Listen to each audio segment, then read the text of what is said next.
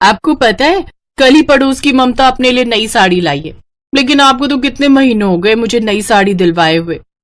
अब पूर्णिमा, मैं जो भी कमाता हूँ वो सब तुम्हें ही ला कर दे देता हूँ। घर खर्च तो तुम ही चला रही हो। हाँ, तो कौन से लाखों रुपए कमा कर देते हैं? जितना देते हैं उसमें सिर्फ 2 वक्त की रोटी का गुजारा ही बड़ी मुश्किल से हो पाता है। इस झोपड़ी में रहते रहते कितना समय हो गया है, लेकिन वही 2 वक्त की रोटी ही खाने को मिलती है। हाँ, तो अब मैं क्या करूँ?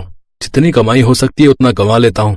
आखिर ढाबे पर काम करके मिलता ही कितना है। मालिक जो भी देता है वो तुम्हें ला कर दे देता हूँ। दुनिया कहाँ से कहाँ पहुँच गई, लेकिन एक आप हो कि उस सेठ की गुलामी से बाज ही नहीं आते। आखिर कब तक उस ढाबे पर ही काम करते रहोगे? अब जितना मुझसे हो पाता है उतना तो कर ही रहा हूं ना, खाली तो नहीं बैठा ना। पूर्णिमा और महेश की शादी को 2 साल बीत गए थे, लेकिन फिर भी महेश उसे सारी खुशियां नहीं दे पा रहा था।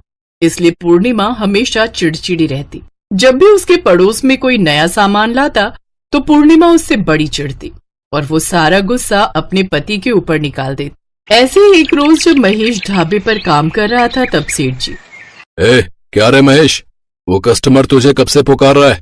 ध्यान कहाँ रहता है तेरा? माफ करना सेठ जी, सुनाई नहीं दिया। आजकल न जाने तेरा ध्यान कहाँ रहता है। इस तरह से काम नहीं चलेगा, बता रहा हूँ। क्या मतलब सेठ जी? मतलब ये कि अब तो अपने लिए कहीं और काम देख ले। लेकिन आप ऐसा क्यों कह रहे हैं सेठ जी? मैं इतने सालों से आपके ढाबे पर काम कर रहा हूँ, फिर यूं अचानक? अरे दरअसल बात यह है कि गांव से मेरा साला यानी बीवी का भाई सुंदर आया हुआ है। उसको कहीं काम धंधा नहीं मिल रहा है, इसलिए वो मेरे ढाबे पर काम करना चाहता है। अब एक साथ में 2-2 कारीगरों को तो काम के लिए नहीं रख सकता ना, इसलिए अब तुझे इस काम से जाना होगा। मालिक, आप तो जानते ही हैं कि मैं कितने सालों से यहाँ काम कर रहा हूँ, और आप तो जानते हैं कि मैं कितना अच्छा अनियन फ्राइड राइस बना लेता हूँ। हाँ हाँ, अच्छे से जानता हूँ। तेरे बनाए हुए अनियन फ्राइड राइस की वजह से ही ज्यादातर लोग यहाँ आते हैं।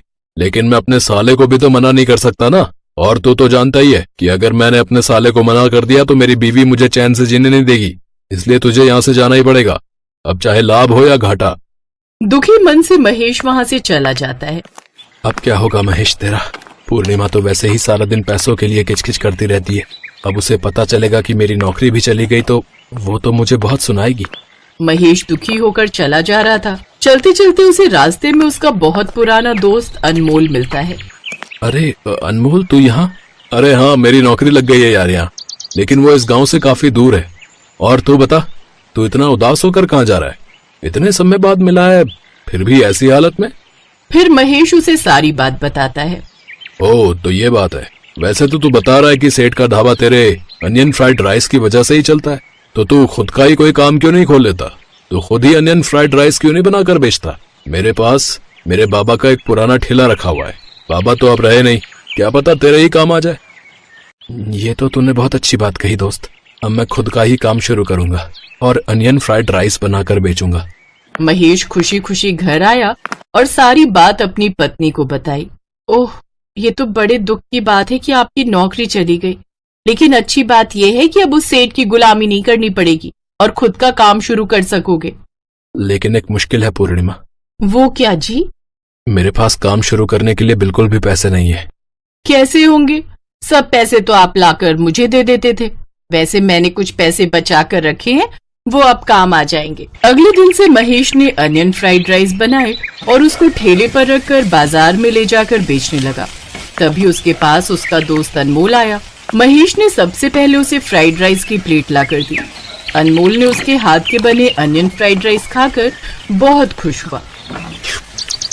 वाह वाह, क्या कमाल के बनाते हो यार तुम। अनमोल वहाँ से चला जाता है, लेकिन उस रोज उसके पास एक भी ग्राहक नहीं आता। कोई बात नहीं जी, आप चिंता मत कीजिए, अभी लोगों को आपके हुनर का पता नहीं चला है। अगले दिन महेश फिर से अनियन फ्राइड राइस लेकर बाजार जाता है। अब उस दिन उसके पास ग्राहक आने लगते हैं। अनियन फ्राइड राइस लोगों को बहुत पसंद आता है और वो सब उसकी खूब तारीफ करते हैं।